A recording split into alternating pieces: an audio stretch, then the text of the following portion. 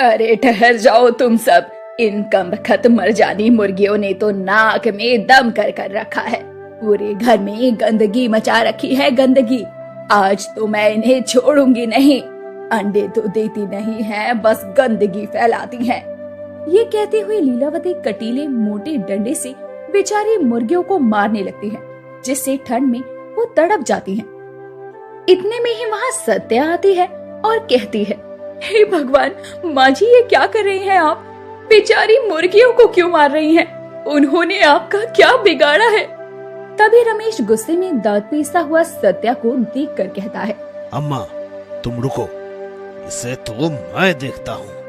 सारे फसाद की जड़ तो तू ही है। कलमुई खुद तो दहेज में एक फूटी कौड़ी तक नहीं लाई, उठा लाई तेरी गरीबी। तेरे बाप ने तो तबड़े बड़े वादे किए थे मुझे कि अपना बिजनेस करवा देगा, पर बस इन मुर्गियों को मूंग दल ने हमारी छाती पर भेज दिया। मुझे इस ठंड में अंडा बिरयानी खाने का मन है। बोल इन्हें, ये अंडा देगी? अजी कल तो शाम को बेचारी मेरी मुर्गियों ने अंडे दिए थे और मैंने सारे अंडों की आपको अंडा बिरयानी बनाकर खिलाई भी थी। रात गई बात गई। अब मुझे अभी बिरयानी खाना है। अगर तेरी मुर्गियां इस ठंड में अंडा भी नहीं दे सकती तो फिर क्या फायदा इनको यहाँ रखने का? निकल जाए यहाँ से। रमेश और लीलावती गरीब सत्या को उसकी मुर्गियों के साथ घर से धक्के मार कर निकाल देते हैं। माँ जी, इस कड़ाके की ठंड में मैं और मेरी मुर्गियां कहाँ जाएंगे? मुझ पर थोड़ी सी दया कीजिए, भगवान के लिए।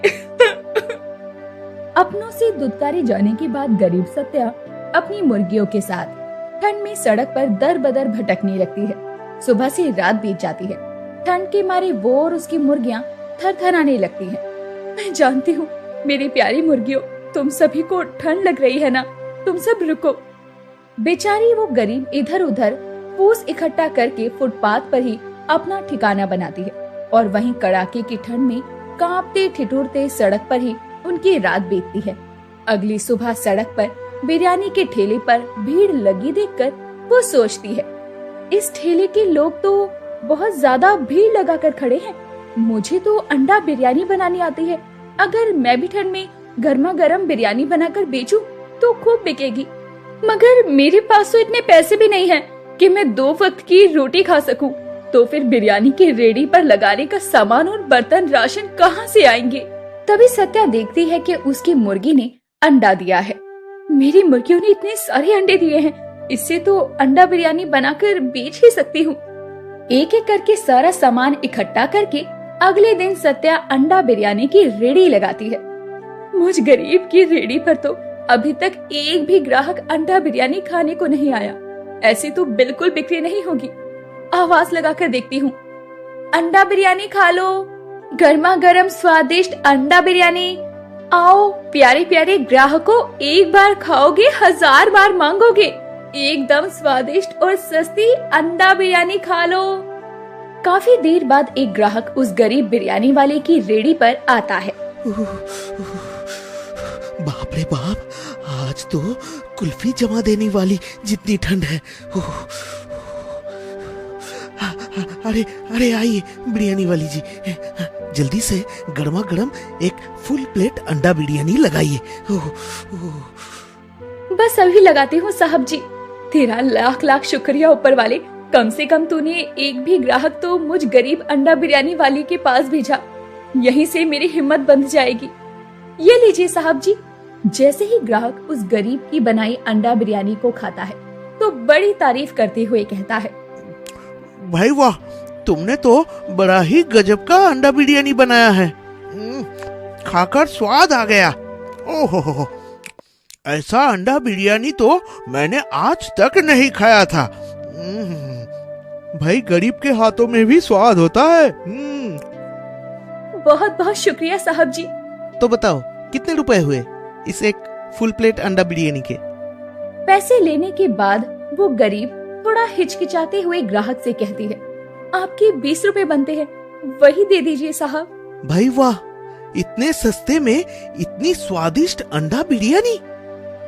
फिर तो एक काम करो, 2 प्लेट पैक कर दो और 1 प्लेट अलग से अभी लगा दो। पेट नहीं भरा। जी अभी लगाती हूँ। ये सुनकर उस गरीब अंडा बिरयानी वाले के चेहरे पर थोड़ी सी खुशी आ जाती है। वो दिन भर में अपने अंडे की बिरयानी की रेडी लगाए ठंड में खड़ी कांपती रहती है और फिर रात को कचरे के पास बनाए अपने फूस की झोपड़ी में जाकर सो जाती है। अगली सुबह तड़के सुबह उठकर अंडा बिरयानी बनाकर उस फुटपाथ पर फिर से रेडी लगाती है। अंडा बिरयानी खा लो, स्वादिष्ट अंडा बिरयानी, गर्मा गर्म अंडा बिरयानी, आओ आओ प्यारे लोगों, खाओ अंडा बिरयानी। उफ, ये बर्फीली हवा तो हड्डियों में चुभ सी रही है। सुबह से अभी तक एक भी ग्राहक नहीं आया, 1 प्लेट भी बिरयानी नहीं बिकी है। नमस्ते बहन जी, पहचाना?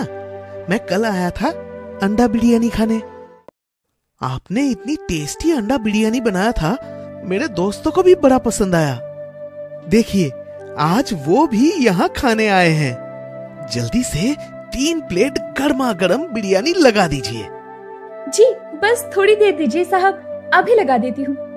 सत्या जल्दी से 3 प्लेट अंडा बिरयानी लगाकर उन्हें खाने को देती है। ऐसे ही वक्त बीतता जाता है और उसका अंडा बिरयानी का ठेला चल पड़ता है। उस कड़ाके की ठंड में भी लोगों की भीड़ उस ठेले पर अंडा बिरयानी खाने के लिए आने लगती है। भगवान की दया से मुझ गरीब की बनाई सारी अंडा बिरयानी बिकती जा रही है। कल से अब मैं और बिरयानी बढ़ाकर बेचूंगी। उसकी बढ़ती हुई आमदनी को देखकर अंडा बिरयानी बेचने वाली बिन्नी जलने लगती है। अरे ये कल की आई लुगाई के ठेले पर भीड़ जमा है, सभी को इसके हाथों की अंडा बिरयानी ही पसंद आ रही है। मेरी बिरयानी तो कोई पूछता तक नहीं, 1 पैसे की कमाई नहीं हो रही। इस ठंड में कुल्फी अलग से जम रही है। अरे कुछ तो करना पड़ेगा। उस रात सत्या तो सो जाती है। उसके सोने के बाद बिन्नी ठंड और कोहरा छाया देखकर उसकी झोपड़ी पर आकर कहती है, इन मुर्गियों के दिए अंडों से ही इस गरीब बिरयानी वाली के अंडे बिरयानी का दम है। अब देखो मैं इन्हें ही चुरा ले जाऊंगी। बिन्नी उसकी दोनों मुर्गियों को चुरा ले जाती है। सुबह होने पर सत्या उन दोनों को बहुत ढूंढती है। पता नहीं मेरी दोनों मुर्गियां कहाँ चली गई। हर जगह ढूंढ लिया उन्हें। लगता है दाना चुगते हुए दूर निकल गई हैं। शाम तक आ जाएंगी। अगर उन्हें खोजने निकली तो आज बिरयानी का ठेला बंद पड़ जाएगा और मेरे ग्राहक टूट ना जाएं। ये पापी पेट एक गरीब से क्या कुछ नहीं करवाता। सत्या बिरयानी का ठेला लगाती है और इस बार बिन्नी और चिढ़ जाती है। हर दिन की तरह ये मरजानी फिर मुंह उठाकर बिरयानी बेचने चली आई। आज भी इसके आगे मेरी बिरयानी नहीं बिकेगी। उस रात बिन्नी एक बार फिर उसकी झोपड़ी में आती है और इस बार उसकी सभी मुर्गियों को चुरा कर ले जाकर दूर छोड़ आती है। अरे अरे जाओ मुई, तुम मुर्गियों के अंडों ने मेरा धंधा चौपट कर रखा है। अब देखती हूँ कैसे ये गरीब अंडा बिरयानी वाली बिरयानी बेचती है। उस दिन बड़ी खुशी के साथ बिन्नी अंडा बिरयानी बनाकर बेचती है। वही ठंड में कांपते हुए झोपड़ी के बाहर बैठी सत्या अपनी मुर्गियों के आने का इंतजार करती है। पता नहीं मेरी सारी मुर्गियां कहाँ चली गई, एक भी अंडा नहीं है। कितनी मुश्किल से तो मैंने यहाँ पर अपना गुजर बसर करना शुरू किया था। सत्या दुकान से अंडे खरीद कर बिरयानी बनाकर बेचती है। आइए आइए खाइए, ठंडे ठंडे मौसम में गर्मा गर्म बिरयानी खाइए। ये नास्वीटी फिर आ गई, आज तो मैं इसे छोड़ूंगी नहीं। तभी बौखलाकर अभी बिन्नी उसके ग्राहकों को भड़काने लगती है। इतने में उसकी लालची सास लीलावती और पति रमेश भी आ जाते हैं। अरे ओ बाबूजी, साहब जी, अरे इसकी अंडा बिरयानी मत खाओ, ये नकली है और कई दिनों के खराब अंडों की बिरयानी बनाती है। हाजमा बिगड़ जाएगा, फिर मुझसे मत कहना गुसल खाने में घुसे रहोगे तो। बहन जी, ये क्या कर रही हो? इसका मतलब तो तुम हमें इतने दिनों से बासी बिरयानी खिला रही थी। नहीं, ये झूठ है। बिन्नी, आखिर तुम ऐसा झूठ क्यों बोल रही हो? अरे हम तो एकदम सच बोल रहे हैं। साहब जी, ये एकदम बासी बिरयानी बनाती है। यकीन ना हो तो इनसे पूछ लो। हाँ हाँ बाबूजी, बिन्नी एकदम 100% सच बोल रही है। मेरी ये गरीब बहू पहले भी ऐसे ही कई कई दिनों की सड़ी अंडा बिरयानी हमें खिलाती थी ताकि हम मर जाए। हो गया यकीन। अरे ये लीजिए, एकदम ताजा बिरयानी मिलेगी आपको यहाँ पर। नहीं नहीं, रुक जाइए, आप सभी कहाँ जा रहे हैं? ये झूठ बोल रही है, ये झूठ बोल रही है। बिन्नी के भड़काऊ बातों में आकर सारे ग्राहक उस गरीब अंडा बिरयानी वाले के पास से जाने लगते हैं और बिन्नी की बिरयानी खाते हैं। मगर सत्या के हाथों जैसा स्वाद बिरयानी में ना होने के कारण 2 ही दिन बाद ग्राहक फिर से उसी के रेड़ी पर आने लगते हैं, जिसे इस बार बिन्नी उसकी झोपड़ी में आग लगाने की ठान लेती है। बस बहुत हो गया, आज तो हम ई का राम नाम सत्य कर देंगे। नाक में दम कर दिया है इसने। हमारा पहला प्लान फेल हुई गवा, लेकिन आज नहीं। जलन और चिढ़ के मारे बिन्नी बेचारी गरीब अंडा बिरयानी वाले की झोपड़ी में आग लगा देती है और सत्या जाग जाती है और झोपड़ी को धू-धू करते जलते देखकर बहुत रोती है। मेरा घर जल गया, अरे कोई पानी लाओ, कोई पानी लाओ, सब बर्बाद हो गया। बिन्नी तू यहाँ, ये सब तूने किया? अरे क्या मिला तुझे ऐसा करके, मुझ गरीब के पेट पर लात मार के? तुम्हारे आने से पहले हमारी बिरयानी का ठेला एकदम धड़ाधड़ चला था, मगर जब से तुमने अपनी अंडा बिरयानी का ठेला इस ठंड में शुरू किया, मेरी एक प्लेट बिरयानी तक नहीं बिकती। जिसकी जुबान से सुनो तेरा ही नाम आता है। क्योंकि मैं गरीब होकर भी अपना काम ईमानदारी से करती हूँ, जबकि कई दिनों की बासी बिरयानी तुम उन्हें खिलाकर धोखाधड़ी करती हो। समझी? किसी ग्राहक को ठगना सही बात नहीं है बिन्नी। मेहनत और ईमानदारी का 1 रुपया भी बेईमानी के लाखों रुपयों से बेहतर है। एक बार ईमानदार बनके देखती तो। तुम ठीक कह रही हो दीदी, मुझे बस ज्यादा से ज्यादा कमाने का लालच था, लोगों का सोचा ही नहीं। मगर अब मैं ईमानदारी से अपना व्यापार चलाऊंगी और कमाऊंगी। इसके बाद बिन्नी के मन में जैसे जलन और लालच मिट जाता है। अगले दिन सत्या एक नई उम्मीद के साथ अंडा बिरयानी बनाकर बेचती है और देखते ही देखते उस गरीब का खोला गया छोटा सा व्यापार सभी के बीच खूब नाम कमाता है। आज अंडा बिरयानी के उस एक रेडी से उस गरीब ने अंडा बिरयानी के बाद एक बड़ा सा रेस्टोरेंट खोला, जिसे कई लोग मिलकर चला रहे हैं। सुरेश, कमल और पंकज तीनों ही दिहाड़ी मजदूर थे, जो अपना खर्चा चलाने के लिए बहुत ही कम दिहाड़ी पर मजदूरी किया करते और तीनों ही साथ में एक छोटे से किराए के मकान में रहा करते, क्योंकि उनके पास कभी काम होता तो कभी नहीं। एक रोज कमल और पंकज काम से थके हारे आते हैं, तो सुरेश पहले से घर पर होता है। अरे सुरेश, आज तो काम से जल्दी कैसे लौट आया? हाँ, मालिक ने कहा है कि अब उन्हें ज्यादा मजदूरों की जरूरत नहीं है। यानी अब तुझे दूसरा काम ढूंढना पड़ेगा? हाँ, ढूंढना तो पड़ेगा, वरना मेरा खर्च कैसे चलेगा? पता नहीं काम मिलेगा या नहीं। अरे सुरेश, ऐसा क्यों कहता है? मैं अपने ठेकेदार से बात करता हूँ, वो जरूर तुझे कहीं ना कहीं काम पर लगा देगा।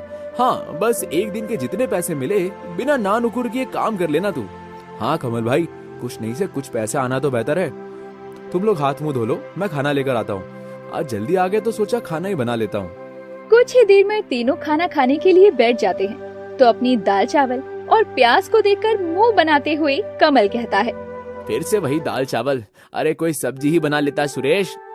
घर में सब्जी के नाम पर आलू भी नहीं है कमल भाई, और वैसे भी जितनी दिहाड़ी हमें मिलती है ना, उसमें हमें ये दाल चावल ही नसीब हो सकते हैं। सच में ना जाने कैसी किस्मत है हमारी, चिकन मटन खाए हुए तो जैसे एक अरसा बीत गया हो ऐसा लगता है। बस बस, जेब में चिल्लर नहीं और चले चिकन मटन का स्वाद लेने। जो पड़ा है थाली में उसको खा लो, कुछ खाओगे तभी सुबह काम करने की ताकत आएगी। सुरेश की बात को सुनकर वही दाल चावल सब खाने लगते हैं। ऐसे ही 1 महीना बीत जाता है। तीनों ही बहुत मेहनत से मजदूरी किया करते। एक रोज उनका मकान मालिक किराया लेने आता है और अगले महीने से बढ़ाकर किराया देने की बात भी करता है। तीनों इस बात के खिलाफ थे, तो वो कुछ दिनों में ही कमरा खाली करने को कह देता है। क्या मुसीबत है, अब 2 दिन में कहाँ रहने की जगह ढूंढेंगे हम लोग? ढूंढना तो पड़ेगा, वरना ये मकान मालिक तो हमें 2 दिन बाद यहाँ से निकाल देगा। लगता है आजकल दिन ही खराब चल रहे हैं। पहले काम ढूंढो, अब रहने के लिए जगह। तीनों ही बहुत परेशान हो जाते हैं और अगले दिन सुरेश पंकज के साथ किराए पर कमरा ढूंढने के लिए निकल जाता है। लेकिन कमरों का किराया सुनकर ही उनके पसीने छूटने लगते हैं। शाम को वो एक मटन की दुकान के पास आते हैं। भाई साहब, यहाँ पर कोई किराए पे कमरा है क्या? हाँ बिल्कुल है। परिवार के साथ रहोगे या अकेले? ना ही परिवार के साथ और ना ही अकेले, हम 3 लोग रहेंगे बस। ठीक है, कोई दिक्कत नहीं। 1500 रुपए किराया है कमरे का। 1500 तो बहुत ज्यादा है भाई साहब, थोड़ा कम तो कीजिए। हम लोग बहुत गरीब हैं, महीने का 1000 रुपए ही किराया दे सकते हैं। 1000 रुपए? अरे इतने में तो अच्छी पैंट शर्ट नहीं आती, और तुमको कमरा चाहिए, वो भी किराए पर?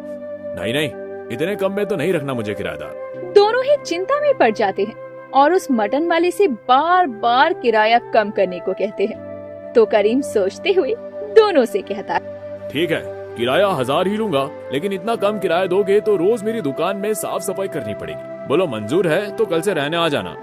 क्या कहता है पंकज, हाँ कहूँ कि ना? हाँ कह दे सुरेश भाई, वैसे भी इतने कम किराए में कमरा नहीं मिलेगा, और बात सफाई की है तो एक एक दिन मिलकर तीनों कर देंगे ना साफ सफाई। पंकज की सहमति से सुरेश करीम को हाँ कर देता है और दोनों ये बात कमल को बताते हैं। और 2 दिन बाद तीनों करीम मटन वाले के यहाँ किराए पर रहने लगते हैं। और रात को तीनों में से कोई भी करीम की मटन की दुकान की सफाई कर दिया करता। बात एक रोज की है जब करीम अगले दिन के लिए ताज़ा मटन लाकर दुकान में रख देता है। चलो सुबह का काम अभी हो गया, सही है, अब कल आराम से उठूंगा। करीम मटन को ढककर वहाँ से निकल जाता है। रात को कमल झाड़ू लेकर करीम की दुकान की सफाई कर रहा था तो सफाई करते हुए उसकी नजर एक बर्तन पर जाती है जिसमें मटन रखा था, जिसे देखकर उसके मन में लालच आता है। तभी वो एक पन्नी में कुछ मटन भरकर ले जाता है और अपने कमरे में आकर दोनों को मटन दिखाता है। अरे ये मटन तू कहाँ से लेकर आया? आज तुझे पूरे महीने के पैसे एक साथ ही मिल गए क्या? हाँ, और मटन खरीदने की क्या जरूरत थी? ये तो बहुत महंगा पड़ा होगा तुझे। चुप करो तुम दोनों। अरे ना ही ये मटन मुझे महंगा पड़ा और ना ही मैंने इसके पैसे दिए हैं। मतलब तुझे ये मटन फोकट में मिला है क्या? ऐसा ही समझ ले, ये मटन मैं करीम की दुकान से लाया हूँ, उसने एक बर्तन में रखा हुआ था। यानी तू मटन चोरी करके लाया है? ये तूने ठीक नहीं किया कमल। अरे इतने सारे मटन में से थोड़ा बहुत अगर गायब भी हो गया तो क्या दिक्कत है? और वैसे भी आज बहुत मन हो रहा है मटन खाने का यार। हाँ, अब तू लेकर आया है तो मेरा भी मन कर रहा है खाने का। अरे लेकिन ये ठीक नहीं है। देख, अगर तुझे नहीं खाना है तो तू मत खाना, लेकिन हम तो आज मटन खाने ही वाले हैं। कुछ ही देर में वो दोनों मिलकर मटन चावल तैयार कर लेते हैं, जिसकी खुशबू उसके आस पड़ोस तक फैल जाती है और उनकी पड़ोसन एक औरत से कहती है, सुनीता, ये खुशबू तो मटन की जान पड़ती है। अरे हाँ हाँ, सही कह रही हो मालती बहन, लगता है किसी के घर पर मटन की दावत चल रही है। अरे दावत से याद आया, करीम भाई के घर पर 3 मजदूर किराए पर आए हैं, जरा उन्हें खाना दे आओ। बेचारे मोहल्ले में नए हैं, पता नहीं खुद से बना भी पाते होंगे कि नहीं। अरे क्या बात है मालती, तुम किसी के बारे में इतना कैसे सोचने लगी? अरे तुम्हें तो कुछ बताना ही बेकार है। मालती अपने घर से खाना लेकर करीम के घर पहुंचती है तो देखती है कि तीनों मजदूर मटन खा रहे थे। अच्छा, तो यहाँ चल रही है मटन की दावत, क्या बात है। आज तुम में से जरूर किसी का जन्मदिन होगा। जन्मदिन? हाँ हाँ हाँ, जन्मदिन है तभी तो मटन खा रहे हैं, वरना तो हम गरीब दाल रोटी में ही खुश रहते हैं। वैसे आप यहाँ अचानक कैसे? अरे वो मैंने सोचा कि तुम तीनों को खाने की जरूरत होगी तो खाना ले आई थी, पर यहाँ तो पहले से ही मटन की दावत चल रही है। कोई बात नहीं, हम आपका लाया हुआ खाना भी खा लेंगे, आपने इतनी प्यार से बनाया होगा। लाइए मुझे दीजिए। कमल मालती के हाथ से खाना ले लेता है और मालती के जाने के बाद तीनों साथ में उस खाने को भी चट कर जाते हैं। अब इस तरह रोज दुकान की सफाई करते हुए तीनों थोड़ा थोड़ा मटन चुरा लिया करते और रोज बनाकर खाते। एक रोज करीम सुबह दुकान पर आता है तो उसे मटन बहुत कम नजर आता है। कल तक तो मटन ठीक ठाक था, अभी ऐसा क्यों लग रहा है कि कम हो गया हो? तभी वहाँ से गुजर रही मालती करीम से कहती है, अरे कैसे हो करीम भाई, और कैसा चल रहा है काम धंधा? ठीक ही चल रहा है मालती बहन, बस महंगाई के कारण मटन के दाम थोड़े और बढ़ गए हैं। अरे क्या बात कर रहे हो करीम भाई, आपके वो 3 मजदूर जो किराए पर आए हैं, जिस दिन से आए हैं मटर बनाते हैं, मुझे तो लगा जरूर मटन सस्ता हो गया होगा। मटन? वो तीनों मटन खा रहे थे? अरे बिल्कुल, एक दिन नहीं मैंने तो कई दफा उन्हें मटन की दावत को चिटकारे लेकर खाते देखा है। अब मैं चलती हूँ, बाजार जाना है। मालती इतना कहकर वहाँ से निकल जाती है। उसके कहने पर करीम को शक होने लगता है। रात को सुरेश उसकी दुकान की सफाई करके रोज की तरह एक पन्नी में मटर लेकर बाहर निकल रहा था। तभी दुकान के बाहर करीम उसे पकड़ लेता है। करीम भाई, आप यहाँ? हाँ, मैं तो गरीब मजदूर मटन खा रहे हैं, वो भी मेरी दुकान से चोरी करके। करीम भाई, वो ऐसा नहीं है। वो तो मैं वो रंगे हाथों पकड़े जाने पर सुरेश के पसीने छूटते हैं। उसी समय वहाँ पर कमल और पंकज आ जाते हैं तो पूरे मोहल्ले के सामने करीम उन तीनों की बहुत बेइज्जती करता है। एक तो कम किराए पर इन जैसों को कमरा दिया, लेकिन ये तो मेरा मटन चुरा कर ही अपने खाने का जुगाड़ करने लगे। ना जाने कैसे बेशर्म लोग हैं। अरे हाय दैया, तभी मैं कहूँ कि ये गरीब मजदूर आखिर रोज रोज मटन खाते कहाँ से है। अरे हाय हाय हाय, इतनी शर्म की बात है। हाय करीम भाई, हमसे गलती हो गई, हमें माफ कर दीजिए। आप जो सजा देंगे हमें मंजूर है, और हम आज के बाद कभी ऐसा नहीं करेंगे। करोगे तो जब तुम यहाँ रहोगे। अभी के अभी अपना बोरिया बिस्तर समेट और निकलो मेरे घर से। तीनों ही हाथ जोड़कर करीम को उन्हें घर से ना निकालने के लिए कहते हैं, लेकिन करीम गुस्से में उनकी एक नहीं सुनता और तीनों रात के समय ही अपना सामान लेकर सड़क पर आ जाते हैं और अपने किए पर उन्हें बहुत पछतावा होता है।